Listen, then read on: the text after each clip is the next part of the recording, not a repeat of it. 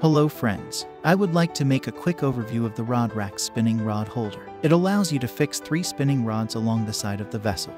The racks could be conveniently located at hand and will not interfere during the fishing process. The set includes 2 racks with a length of 400 mm each, which are equipped with clamps for spinning rods. The design of each rack consists of a tube, 3 brackets with elastic clamps, an adapter and a spline tilt connection. Clamps could be adjustable to the diameter of the rod and securely fix the spinning rods in parallel to the board. You can also tilt the brackets to adjust their position. Spline joints allow the tilt of the racks and can be adjusted in 15-degree increments.